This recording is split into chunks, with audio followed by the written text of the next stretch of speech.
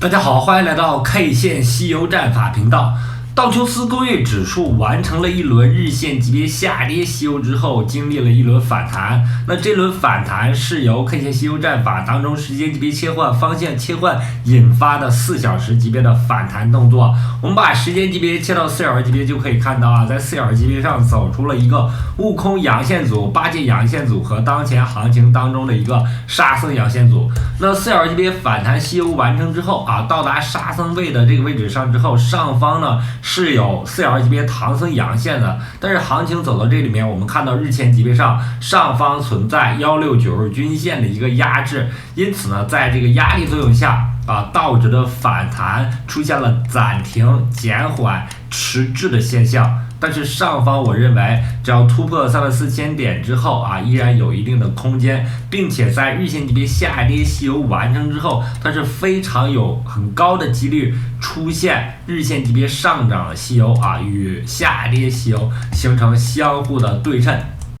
那美股的稳定呢，让比特币连续4个交易日啊出现了横盘震荡。我们看到啊，比特币的支撑点是在26500美金，这一支撑点呢是由波谷连线连过来之后构成的支撑。那上方也有一条波谷连线，是6到8月份啊收敛三角形的一个波谷。那么2条波谷连线构成了当前行情当中的一个震荡区间，就在26500到28000美金这样的一个区间。那么在10月中下旬，我们认为它将会面临这个焦点位、近焦点位的这个区域。那近焦点和焦点位这个区域是容易发生变盘的一个位置。我们通过合并 K 线把时间级别调到周线级别上，就可以看到啊，在周线级别上，6月19日这周走出了一个周线级别的悟空阳线。有了这个悟空阳线之后，上方有八戒阳线、沙僧阳线、唐僧阳线的一个预期。但是从6月下旬到10月中旬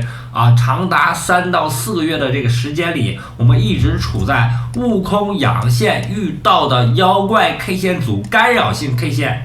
这个路线当中，那么干扰了我们对多头的判断。但行情只要不跌破26500美金这个非常关键的支撑位的话，那么悟空阳线这个周线级别悟空阳线就存在。这种情况下呢，上方我们依然有一个多头的预期。同时呢，10月份是比特币月，我们认为收盘之后10月份会有一个很好的表现。所以呢，对于多头对于处在26500美金上方的多头，我们是不用过度担心的。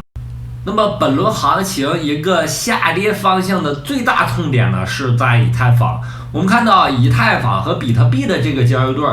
处在了22年底到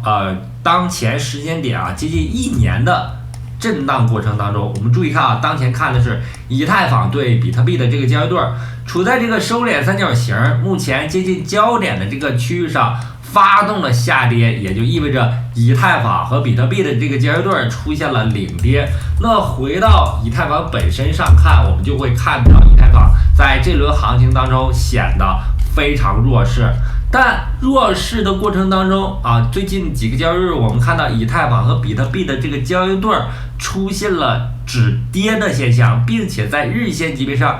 在11号这一天走出了一个日线级别的悟空阳线。那么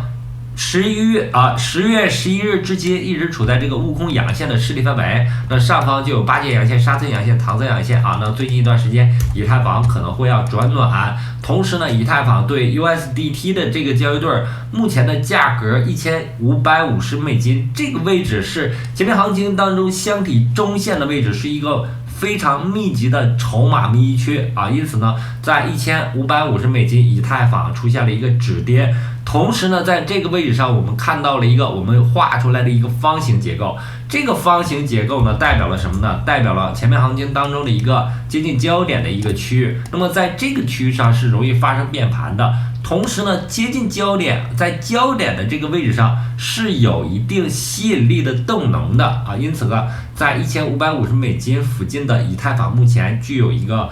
黄金坑的一个投资价值它这个位置脱离结构之后，可能要重新回到结构，重新回到结构的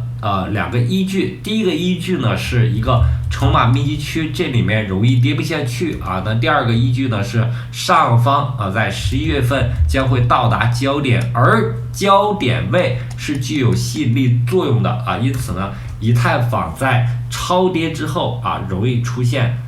更超预期一些的反弹动作。那热点币种呢，最近几天出现的 Big Time、TRB、LOOM 纷纷出现了快速上涨。我们以TRB 为例这是我们说了大概有1个月的币种TRB 它的这轮行情，我们看到了2轮日线级别上涨吸油，2轮日线级别上涨吸油之后在前几天做了一个调整动作。那么这里的调整动作呢，我们首先要把时间级别调到小日线级别调了小日线级别，可以看到小日线级别出现了连续的一个下杀那这个下杀过程当中，我们要把时间级别调到4小时级别，在4小时级别上，我们就可以清楚的画出它在4小时级别上曾经出现过一轮下跌吸油4小时级别上有悟空阴线，标志性的悟空阴线，有8戒阴线，有沙僧阴线组，沙僧阴线组代表了我们的人生多震荡和最终的4小时级别的唐僧阴线。那围绕这轮下跌过程出现了一个回补动作，反复回补之后在今天围绕4小时级别144均线，也就是这个黄色的这个均线出现了突破性的上涨。那么切到日线级别上，可以将今天的一个上涨动作看作本轮行情一个新的多头方向上的悟空阳线。那么上方可能就会有8戒阳线、沙僧阳线、唐僧阳线的一个预期。那么我们看TRB 在这轮行情当中涨势非常迅猛在60天的交易日内上涨了大概有7到8倍7.36倍是一个急速拉升上涨。在上涨过程当中，我们也看到了底部成交量和价格的一个突飞猛进，然后把时间级别我们就可以调到周线级别，就可以看到那在周线级别上，通过划分标志性的 K 线可以看到悟空阳线在这里，8戒阳线沙僧阳线组和唐僧阳线。那么一轮周线级别上涨吸油已经完成了，又重新走出了一个新的阳线，那么证明它还有继续上行的动能。但参与的方式一定还是要遵从我们 K 线吸油战法当中时间级别切换、方向切换这里面出现上涨之后，耐心等待它小线到4小时级别下跌吸油完成之后再择机进场。同时呢，我们认为目前已经在4小时级别突破了突破之后